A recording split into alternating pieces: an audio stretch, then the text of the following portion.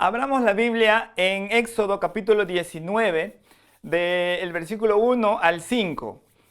Hoy quiero compartirles el cómo nace la ley. Entonces, vamos a leer este pasaje.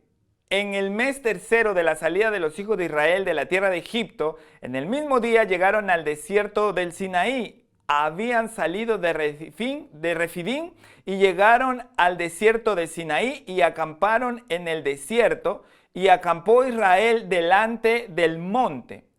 Y Moisés subió a Dios, y Jehová lo llamó desde el monte, diciendo: así dirás a la casa de Jacob y anunciarás a los hijos de Israel: vosotros visteis lo que hice a los egipcios y cómo os tomé sobre alas de águila y os he traído a mí. Ahora pues, si diereis oído a mi voz y guardareis mi pacto, vosotros seréis mi especial tesoro sobre todos los pueblos, porque mía es toda la tierra. Entonces, notemos que aquí la escritura nos muestra que el pueblo de Israel había sido liberado por Dios de Egipto y estaban a las faldas del monte Sinaí. Entonces, ahí es donde Dios le va a entregar las tablas de la ley a Moisés. Pero este pasaje nos narra momentos o días antes de que Dios le entregue esas leyes. Entonces, el propósito de Dios en el monte Sinaí era que el pueblo se acercara a él y él tenga una relación directa con el pueblo. Noten qué es lo que dice el versículo 4. Vosotros visteis que lo que yo hice a los egipcios y cómo os tomé sobre alas de águila y os he traído a mí. O sea, los he acercado a mí. La intención de Dios era estar cerca del pueblo de Israel y que ellos tengan una relación directa con Él. Entonces, pero Dios esperaba que Israel reaccione de dos formas. Una es que diereis oído a mi voz, y la segunda es que guardareis mi pacto. Y la pregunta aquí es: ¿a qué pacto se está refiriendo? Porque el pacto que Dios hace con Moisés es cuando le entrega las tablas de la ley, y eso ocurre días después del relato. O sea que en el momento del relato no había el pacto de Moisés, no estaba establecido el pacto de Moisés, ¿sí? ¿A qué pacto se estaba refiriendo entonces? Vámonos a Génesis capítulo 17, versículo 2. Dice: voy a hacer un pacto contigo. Voy a hacer que tengas muchos descendientes. Es el pacto que Dios hizo con Abraham. Miren, al oír esto, Abraham se inclinó en señal de respeto y entonces Dios le dijo: en este pacto que hago contigo, te prometo lo siguiente. Y ahí viene la obligación de Dios, ¿no? Lo que Dios está prometiendo hacer, la parte del contrato que a Él le corresponde realizar. De ti nacerán muchas naciones. Por eso ya no vas a llamarte Abraham, sino Abraham, porque serás el padre de muchas naciones y muchos de tus descendientes serán reyes. Este pacto que hago contigo lo hago también con tus descendientes. Entonces, no solamente era con Abraham, sino que obviamente con sus hijos, sus nietos y así todas las generaciones que venían después de él, hasta incluyendo, más bien dicho, incluyendo a los que habían sido rescatados por Dios de Egipto y se encontraban a las faldas del monte Sinaí. ¿Sí? A ese pacto se está refiriendo, al pacto que aquí que continuamos, que seguimos leyendo. Y no tendrá fin. Yo soy tu Dios y también seré el Dios de tus descendientes. La tierra de Canaán, donde ahora vives como extranjero, te la daré a ti para siempre y también a tus descendientes. Ahora dice Dios: por tu parte, acá comienza Dios a decirle a Abraham cuáles son sus responsabilidades en este pacto, en este contrato, ¿no? O sea, cuáles son las obligaciones que Abraham y sus descendientes deben de realizar. Y dice: por tu parte, tú y tus descendientes tendrán que cumplir con el siguiente compromiso. Todos los varones deberán ser circuncidados, nada más. Es la única obligación, porque en el versículo 11, 12, 13, 14 se va a decir que los niños los niños varones tienen que ser circuncidados a los 8 días de nacido, que los siervos que sean adquiridos por dinero y sean varones también tienen que circuncidarse, los extranjeros que vivan con ellos también tienen que circuncidarse, y todo aquel que no se circuncida está violando este pacto y tiene que salir del pueblo. Entonces, el único requisito que había para tener una relación con Dios en el momento de que se realiza el pacto de Dios con Abraham, hasta antes de que Dios le dé las tablas de la ley a Moisés, era vivir en el pueblo de Israel y ser circuncidado. Porque el hecho de ser circuncidado era la prueba externa de que la persona confiaba en Dios, en Jehová, creía y confiaba en Dios, así como lo hizo Abraham. Abraham primero creyó y le fue tomado por justicia, y luego, como vemos aquí, se le pide que exteriorice esa fe, ese momento de confiar en Dios que se va a ir haciendo permanente en él, que se manifieste en algo externo, y eso es la circuncisión. Por eso esa era la única obligación. No había más cláusulas para que uno entrara en ese pacto con Dios. ¿Se dan cuenta? Pero vamos a seguir leyendo. Ahora, vamos a traer eso a nuestro tiempo. ¿Por qué? Porque Dios hace ese pacto con Abraham, y la Biblia nos va a decir que el cumplimiento de ese pacto es con Cristo, ¿sí? Porque con Cristo es que en la simiente de Abraham, Cristo, es bendita toda la tierra, todas las familias de la tierra, ¿verdad? Entonces, vamos a leer, miren lo que dice aquí. Para nosotros ya sabemos que la circuncisión ya no es física, sino en el corazón, y eso lo dice el apóstol Pablo. Romanos 2, 28, 29 dice, porque no es judío el que lo es exteriormente, ni la circuncisión es la externa en la carne, sino que es judío el que lo es interiormente, y la circuncisión es la del corazón, por el Espíritu, no por la letra, no por la ley, la alabanza del cual no procede de los hombres, sino de Dios. Nosotros, los que creemos en Cristo, hemos sido circuncidados en el corazón por el Espíritu.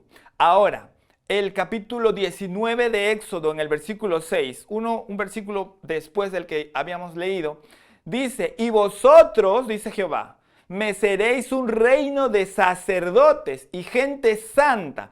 Estas son las palabras que dirás a los hijos de Israel. Vamos a leer un poco más atrás, ¿ya? Para recordar y tener un mejor entendimiento de esto. Dice capítulo 19, versículo 3, dice, y Moisés subió a Dios, y Jehová lo llamó desde el monte, diciendo, así dirás a la casa de Jacob, y anunciarás a los hijos de Israel este mensaje.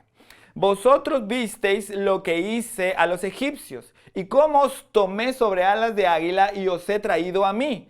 Ahora pues, si diereis oído a mi voz y guardareis mi pacto, ya sabemos qué pacto es, vosotros seréis mi especial tesoro sobre todos los pueblos, porque mía es toda la tierra. Y el versículo 6 dice, y vosotros, si hacen eso, me seréis un reino de sacerdotes y gente santa. Estas son las palabras que dirás a los hijos de Israel. ¿No les suena parecido a alguna parte del Nuevo Testamento? Yo les acabo de mostrar en Romanos 2:28 que la circuncisión es en el corazón y que todos los que hemos creído en Cristo estamos circuncidados por el Espíritu.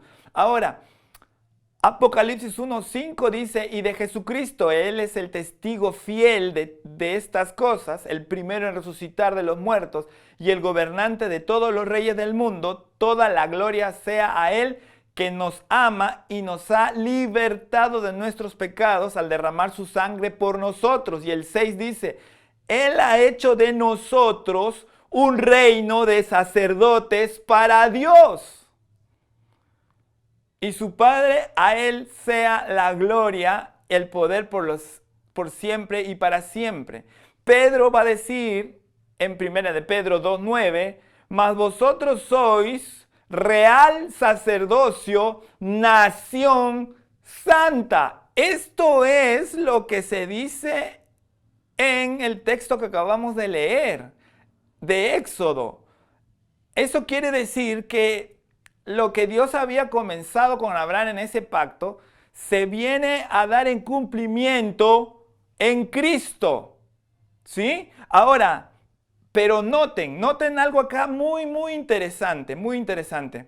Y es que el Señor quería, en el momento en el que libera a Israel y lo lleva hasta el monte Sinaí, quería acercarlos a Él y Él a ellos para tener una relación directa. Por eso es que les dice lo que los apóstoles nos explican, que Cristo nos dijo a nosotros, pero Él lo concretó. Aquí prácticamente lo que nos está mostrando Éxodo 19 es que en el monte Sinaí la intención que tenía Dios para con el pueblo era de darles a todos el estatus que nos ha dado a ti y a mí por Cristo en la actualidad. Les quería hacer justos a todos delante de sus ojos por completo. Quería colocarlos en la misma posición en la que estamos tú y yo ahora, como sus hijos. ¿Me dejo entender? Por el pacto con Abraham, Dios los veía justos delante de él, pero faltaba concretar eso, faltaba que se manifestara algo. ¿Y sabe qué se iba a manifestar? Que Dios en el monte Sinaí, cuando Él hiciera subir al pueblo, lo que Él quería era escribir sus leyes en el corazón del pueblo. Él quería que su espíritu morara en ellos y no solo sobre ellos. Esto es tremendo. Pero Dios esperaba dos reacciones en el pueblo de Israel. Estamos viendo que la primera reacción es que guarden su pacto. Vamos a ver otro pasaje. Gálatas 4:31 dice, Jesucristo nos ha hecho libres. Él nos ha hecho libres de verdad. Así que no abandonen esa libertad ni vuelvan nunca más a ser esclavos de la ley. Ahora, Éxodo 19:4 nos venía diciendo, vosotros visteis lo que os hice a los egipcios y cómo os tomé sobre las alas de águila y os he traído a mí. ¿Eso no les parece lo mismo que cuando el Señor nos dice, ustedes estaban en el mundo, pero yo los escogí? ¿Ah? O sea, nos trajo, ¿no? Acá Pablo nos lo dice de otra manera, Jesucristo nos hizo libres del pecado, ¿sí? Egipto significaba y simbolizaba la perdición, el pecado. Y nos sacó, ¿para qué? Para acercarnos a Él. En Cristo se concreta eso que en el Sinaí se iba a dar. Pero vamos a seguir viendo por qué es que no se llegó a dar. Ahora, Juan 15:19 dice, si perteneciereis al mundo, el mundo los amaría como a uno de los suyos, pero ustedes ya no forman parte del mundo. Yo los escogí para que salieran del mundo, por eso el mundo los odia. Ese es el pasaje que les parafraseaba hace un momento.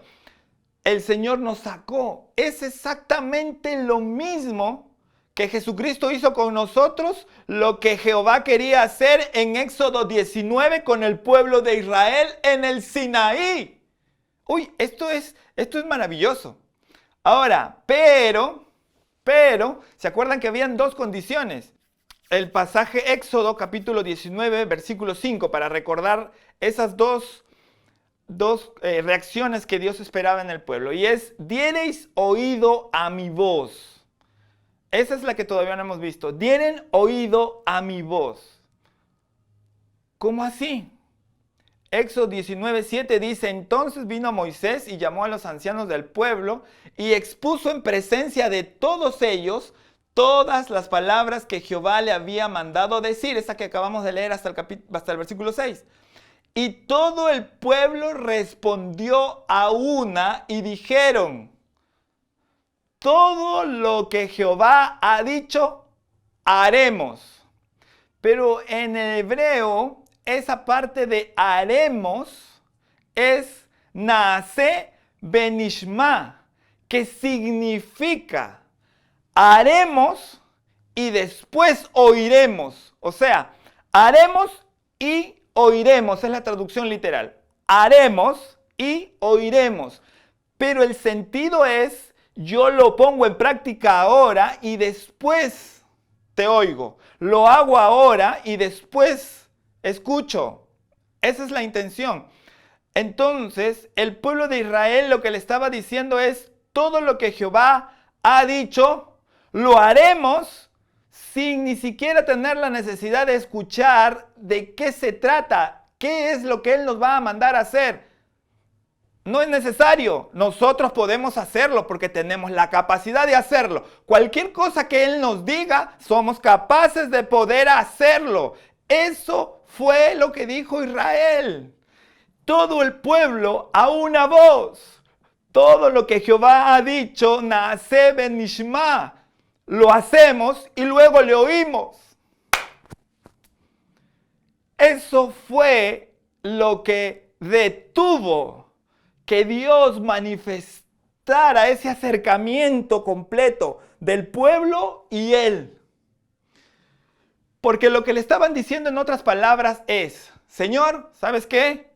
Nosotros somos capaces de cumplir cualquier cosa que tú nos pidas. Así es que ya no nos bendigas por tu bondad, no nos bendigas por tu justicia, bendícenos por lo que nosotros somos capaces de hacer.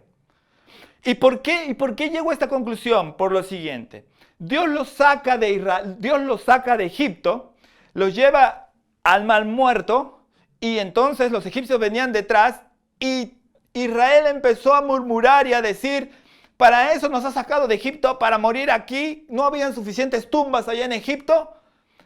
¿Y cuántos de ustedes que me están escuchando saben que la murmuración es uno de los pecados que Dios aborrece? Pero sin embargo ahí Dios no castiga, sino Dios le dice a Moisés que abra el mar, ¿no? Y Dios abre el mar y el pueblo pasa en seco y es librado. Más adelante Israel tiene sed y comienza a murmurar y Dios endulza las aguas de Mara porque ahí llegan y encuentran agua y estaba amarga y peor, más reniegan y entonces Dios endulza las aguas. Luego Israel tuvo hambre y murmuró y Dios les envía maná, ¿no? Luego Israel vuelve a tener sed y Dios les da agua de una peña, de una roca. Entonces, si ustedes se dan cuenta, desde que ellos salen de Israel, desde que ellos salen de Egipto, Israel, por más que murmura, no recibe un castigo de parte de Dios. Es que hasta ese momento seguía rigiéndose el pacto que Dios había hecho con Abraham y con su descendencia, aunque muchos de los que estaban saliendo de Egipto no estaban circuncidados, Dios seguía honrando el pacto que Él había hecho con Abraham. Y por eso es que no castigaba. ¿Por qué? Porque los veía justos todo el tiempo. Así, ¿se acuerdan? Como la semana pasada les mostré cómo es que Dios vio justo a Abraham frente al faraón, cómo Dios vio justo a Abraham frente a Melquisedec. De la misma manera Dios los veía. Y por eso quería concretar en el Sinaí el acercamiento total del pueblo de Israel hacia Él, escribiendo las leyes de Él en sus corazones, así como lo ha hecho en nosotros ahora a través de su Espíritu.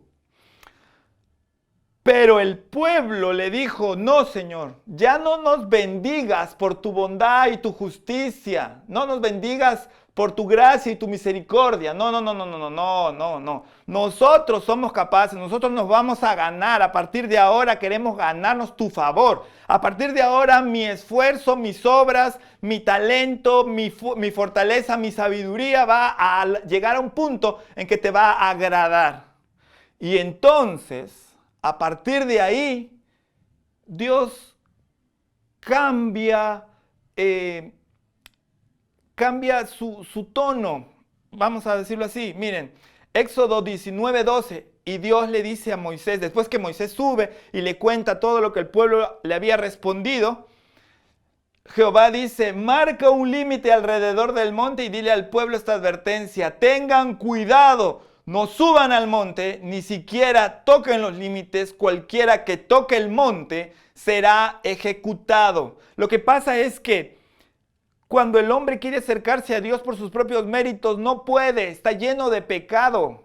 Y entonces no puedes entrar al lugar donde está Dios porque estás lleno de pecado. En cambio, cuando Él te justifica y tú recibes esa justificación inmerecida, tú recibes su gracia y su favor, entonces Él te hace justo ante sus ojos, puedes entrar a su presencia.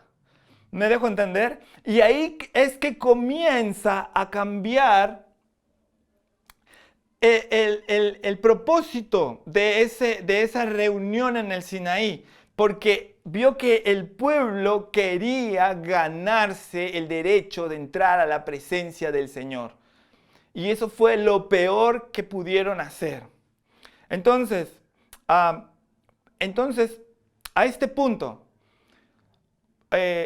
Dios les entrega pues la ley en el siguiente capítulo, en el capítulo 20. Dios le entrega la ley a Moisés y se establece a partir de ahí el hecho de que si tú quiebras una ley, una maldición sobre tu vida. Si tú logras cumplir la ley, por lo menos uno o algún mandamiento, entonces recibes cierta bendición. Pero lo interesante de esto es que si tú cumples un mandamiento, te faltan los demás por cumplir. Sin embargo, si tú quiebras uno, has quebrado todos al mismo tiempo. Esa es el establecimiento, la rigidez de la ley. Entonces, cumplir ese estándar para un humano es imposible. Jamás lo vamos a hacer si es que Dios no interviene. Y Dios intervino a través de Cristo en nuestra vida, haciéndonos santos por su sangre, por su sacrificio en la cruz y poniendo su espíritu en nuestro corazón. Esa es la figura de circuncidar nuestro corazón y de escribir sus leyes en nuestro corazón, porque su mismo espíritu es el que vive dentro de nosotros y el que nos está perfeccionando por dentro todo el tiempo. ¿Se dan cuenta? Ahora, entonces, ¿para qué entonces fue la ley? Entonces, vamos a Gálatas capítulo 3, versículo 19. El apóstol Pablo nos lo va a explicar todo. Dice, entonces, ¿para qué se entregó la ley? Le preguntan a Pablo y Pablo dice, fue añadida a la promesa. Noten, la promesa es antes y la ley es una adenda al pacto anterior, es un añadido. La ley de Moisés no es el centro es el pacto que Dios hizo con Abraham. La ley de Moisés es un pequeño, vamos a decirle así, parche, o sea, una añadidura, ¿sí? Y dice, fue añadida la promesa para mostrarle a la gente sus pecados. Pero la intención era que la ley durara solo hasta la llegada del Hijo prometido, Jesucristo. ¿Por qué? Porque en Cristo se cumpliría al 100% la promesa que Dios le dio a Abraham. ¿Se dan cuenta? La ley no es el centro. Usted no puede basar su vida o su relación con Dios en la ley. Porque la ley solo sirve para mostrarle a la gente que es pecadora. La ley solo sirve para mostrar nuestra situación, nuestra realidad. Somos humanos que propendemos al pecado continuamente. Esa es nuestra realidad. Y parte de eso es que necesitamos de un redentor. Eso es lo que nos hace ver la ley. Tú eres un pecador, necesitas un redentor y ese redentor es Cristo. Para eso nada más está la ley. Para nada más. ¿Ok? Entonces, vamos a seguir leyendo. Por medio de ángeles Dios entregó la ley a Moisés, quien hizo de mediador entre Dios y el pueblo. ¿Se dan cuenta? Dice que hizo, no que era, porque cuando Moisés saca a Israel de Egipto por orden de Dios, Él es libertador, ¿no? Está sacándolo, lo lleva al monte y en el monte Dios los quiere acercar al pueblo de Israel con Él para que sean uno con Él, ¿no? Pero el pueblo dice, no, yo no quiero tu favor, yo quiero ganármelo. Y entonces ahí Dios pone a Moisés como un intermediador, ¿sí? Como una... se me fue el nombre. Un intermediario, un mensajero intermediario entre el pueblo y él, como un moderador. Esa era la palabra, como un moderador, algo así. Porque ahí va a decir el apóstol Pablo... quien hizo mediador entre Dios y el pueblo. Ahora bien, un mediador es de ayuda si dos o más partes tienen que llegar a un acuerdo. Había un desacuerdo, pues. Dios quería bendecirles sin importar lo que ellos hicieran y su condición. Él decía, yo los bendigo igual y los voy perfeccionando en el camino. Pero estos dijeron, no, nosotros queremos ganarnos ese derecho. Entonces Dios puso a Moisés como un mediador. ¿Se dan cuenta? A eso se está refiriendo el apóstol Pablo aquí. Entonces dice, pero Dios, quien es uno solo, no usó ningún mediador cuando le dio la promesa a Abraham. ¿Se dan cuenta? Porque la promesa es antes de la ley. Y la ley solo debía durar hasta que Cristo viniera. Creo que el texto está sumamente claro, ¿cierto? Entonces, el apóstol Pablo hace otra pregunta que de hecho yo imagino que se la hacían a él y por eso la puso ahí. ¿Hay algún conflicto entonces entre la ley de Dios y las promesas de Dios? Él mismo responde, de ninguna manera. Si la ley pudiera darnos vida nueva, nosotros podríamos hacernos justos ante Dios por obedecerla, por nuestras obras, por nuestras fuerzas. El 22 dice, pero las Escrituras declaran que todos somos prisioneros del pecado. Así que recibimos la promesa de libertad que Dios hizo únicamente por creer en Jesucristo. ¿Se dan cuenta? Entonces, la ley solamente fue creada para mostrarle a la gente, para mostrarnos a nosotros que somos pecadores y que necesitamos el Redentor que el Padre envió, Jesucristo, para que podamos ser aceptados delante del Padre, para que Él nos vea justos todo el tiempo. Ahora, ¿cuál es la función de la ley? Gálatas 3:23 nos va a decir esto. Antes de que se nos abriera el camino de la fe en Cristo, estábamos vigilados por la ley. Ahí va apareciendo una función de la ley. Nos mantuvo en custodia protectora, por así decirlo. Pablo está comenzando a explicar, hasta que fuera revelado el camino de la fe. Dicho de otra manera, y acá lo va a decir un poco más claro, dice, la ley fue nuestra tutora. Básicamente, para los que vivieron en ese tiempo antes de que Cristo viniera, porque dice, la ley fue nuestra tutora hasta que Cristo vino. Nos protegió hasta que se nos declarara justos ante Dios por medio de la fe. ¿Cómo así nuestra tutora? Es que la ley nos iba diciendo, si nosotros si hubiésemos vivido en ese tiempo, entre Moisés y Cristo, si nosotros nos desviábamos para de repente robar, la ley nos decía no robes, y había consecuencias, castigos, y eso nos iba enderezando un poco. No mucho, pero un poco, ¿no? Y con esas prohibiciones uno iba tratando de meterse en el camino, pero al final como que no lo lograba, ¿no? Porque es imposible agradar a Dios haciéndolo por cuenta propia. En ese sentido es que fue nuestra tutora, nuestra guía en el camino, en el sendero que Dios traza para nosotros, ¿no? Entonces, esa mecánica, esa función que tenía la ley, solo duró hasta el momento en que Cristo murió en la cruz y resucitó. Ahí terminó su función de tutora y de protectora sobre nosotros. Ya no está más la ley sobre nosotros. Ojo, ¿sí? Ya no están esas prohibiciones que tenían maldiciones. ¿Ok? Lo que está ahora es el espíritu, la esencia de esa ley. Y es que Dios le dice a Abraham que le ame a él, ¿sí? Y que también se porte de manera adecuada con los demás. Eso es un esbozo de lo que Jesús diría: ama al Señor con todas tus fuerzas, con toda tu mente, ¿sí? Y ama a tu prójimo como a ti mismo.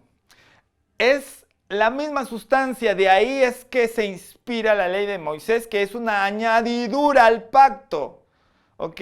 Al pacto que toma cumplimiento total en Cristo. Entonces, el versículo 25, y ahora que ha llegado el camino de la fe, ya no necesitamos que la ley sea nuestra tutora, lo dice Pablo, pues todos ustedes son hijos de Dios por la fe en Cristo Jesús. Y todos los que fueron unidos a Cristo en el bautismo se han puesto a Cristo como si se pusieran ropa nueva. En la Reina Valera dice: hemos sido revestidos de Cristo. Y no hay judío, ni gentil, esclavo, ni libre, hombre, ni mujer, porque todos ustedes son uno en Cristo Jesús.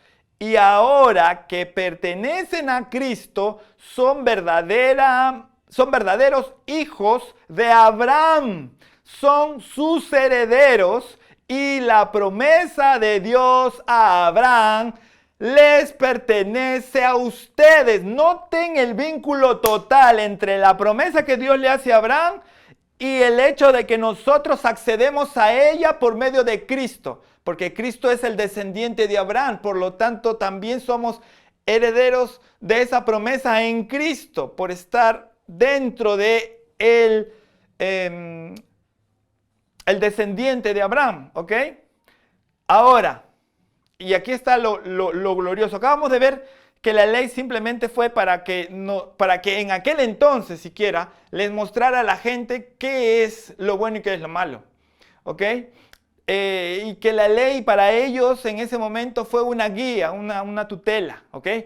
Ahora, lo que está en nosotros, lo que rige nuestra moral, lo que rige nuestra modo de vivir y nuestra relación con Dios es: ama a Dios con todo tu corazón, con toda tu mente, con todas tus fuerzas, y ama al prójimo como a ti mismo. Hay mucha profundidad en saber el amor, porque ahí la clave en el reino de Dios, porque recuerden que Cristo vino a exponer el evangelio del reino de Dios, y Él vino con la misión, el propósito de establecer el reino en la tierra. Entonces, este reino tiene en sus dos leyes fundamentales el amor, ¿no? Y entender eso nos va a traer a nuestra vida un accionar moral correcto y una relación con Dios correcta, porque va a estar basado en el amor. Noten que en el reino de los cielos, en el evangelio del reino de los cielos, todo es haz, ama, haz acciones, ama. En la ley es no hagas, no hagas, no hagas. Ahora, ¿cuál es lo que Dios le prometió a Abraham? Vamos a leer de nuevo el capítulo 17 de Génesis. Dice: este es mi pacto que hago contigo. te haré el padre de una multitud de naciones. Además, cambiaré tu nombre. Ya no será Abraham, sino te llamarás Abraham, porque serás el padre de muchas naciones. Te haré sumamente fructífero. Tus descendientes llegarán a ser muchas naciones y de ellos surgirán reyes. Y confirmaré mi pacto contigo y con tus descendientes después de ti. De generación en generación, este pacto eterno. Yo siempre seré tu Dios y el Dios de todos tus descendientes. Y les daré a ti y a tus descendientes toda la tierra de Canaán. Será posesión para ellos para siempre. Y ahora quiero desglosarte esto porque esto es para ti. Que tú me estás escuchando, esto es para ti. Dice la Escritura, te haré padre de naciones. ¿Eso qué quiere decir? Que Dios te va a colocar, y escúchalo bien, esa es su voluntad, es lo que Él va a hacer contigo por ser heredero de esa promesa de Abraham. Te va a poner como padre de muchas naciones. Te va a colocar como el padre espiritual de muchas naciones. Muchas personas llegarán a los pies de Cristo a causa de ti y serán afirmados en la fe en Jesucristo por medio de ti. Ahora dice, engrandeceré tu nombre porque lo cambió de Abraham, que significa padre exaltado, a Abraham, padre de multitudes. Tu nombre va a ser engrandecido por cuanto eres heredero de esta promesa que la recibimos por medio de Cristo. 3. Te haré sumamente fructífero. Todo lo que hagas prosperará. Tus descendientes llegarán a ser reyes. De tus simientes saldrá gente de influencia en las diferentes áreas de la vida. Por eso la Escritura dice que la descendencia del justo es poderosa en la tierra. Y hemos visto que alguien es justo porque simplemente recibe el estatus de ser considerado justo delante de Dios. Lo recibe porque Dios lo está regalando desde hace mucho tiempo. Solo tienes que acceder a Él y recibirlo. La quinta, ratificaré este pacto de forma perpetua en tus generaciones. Si tú hoy dices, Señor, yo recibo esa salvación, te recibo ese favor inmerecido de que tú me ves santo por Cristo. Yo creo que Cristo fue mi redentor. Yo creo que Cristo con su sangre me limpió de los pecados. ¿Sabes qué va a ocurrir? Que ese pacto que Dios está haciendo contigo lo va a ratificar con tu hijo o tu hija y con tu nieto, tu bisnieto, y así por las generaciones. Él se les aparecerá en su camino. Versículo 6. Él siempre será tu Dios, y no solamente el tuyo, sino el de tu hijo, el de tu nieto, el de tu bisnieto. Él se les va a aparecer en un momento de sus vidas y le va a decir, hey, yo hice un pacto con tu padre, con tu madre. Hoy es el momento en el que tienes que recibir esta promesa del Padre. Y el séptimo es, poseerás para siempre la tierra de Canaán. Canaán significa doblar rodillas, humildad, una vida de humildad delante de Dios y una excelente relación con Él. Estas son 7 promesas que están incluidas en el pacto que Dios hizo con Abraham y que con Cristo es nuestro también, por ser descendientes, por estar en Cristo. Y Él ser descendiente de Abraham, la Biblia nos dice que somos también herederos de ese pacto. Yo te pido ahora que tú me has escuchado y de repente no has recibido a Jesús en tu corazón, no has hecho esa decisión de seguirle. Yo te voy a pedir ahora que tú ores conmigo un momento. Repite esto conmigo. Señor Jesús, hoy yo creo y recibo tu perdón, tu salvación. Recibo el perdón de todos mis pecados que fue realizado en Cristo Jesús. Padre, yo te recibo como mi papá, te recibo como mi Señor. En el nombre de Jesús, gracias por hacerme justo delante de ti. Si tú has hecho esta oración, yo te voy a pedir que nos contactes en el número de WhatsApp que aparece debajo en la pantalla para poderte seguir explicando más acerca de la Escritura y cómo es que tú puedes ir creciendo en el conocimiento del Señor. Y para todos los que ya son cristianos, permítanme orar por ustedes. Padre, yo activo estas 7 bendiciones en la vida de cada uno de los que me está viendo y oyendo ahora. En el nombre de Jesús. Padre, la convicción de que son justos, hechos por ti, de que ya no están bajo la ley, sino están bajo la gracia de Cristo, en la que Él nos ve justos y Él nos está perfeccionando continuamente. Padre, que estas 7 promesas que están en el pacto que tú hiciste con Abraham, hoy tomen activación en sus vidas en el nombre de Jesús y que ellos se comiencen a ver como padres de naciones, como gente famosa, como personas que fructifican, que todo lo que hacen prospera y que sus descendientes serán poderosos en la tierra. Padre, que una fe sobrenatural venga sobre ellos en el nombre de Jesús.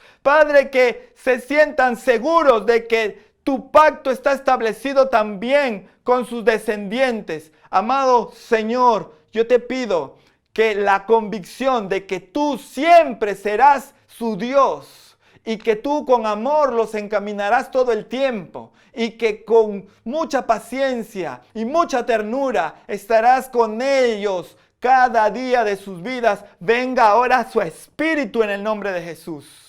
Padre, y que la convicción de que hallarán una vida de humildad delante de ti, no como la del pueblo de Israel que te dijo, yo puedo hacerlo, no me bendigas por tu gracia ni por tu bondad, sino por mis habilidades, sino que ellos tendrán una relación de humildad contigo. Siempre te reconocerán en todos sus caminos, porque tú estás presente con ellos todo el tiempo. Padre, yo los bendigo en el nombre de Jesús. Amén, amén, amén. Dios les bendiga a todos y nos vemos el próximo domingo.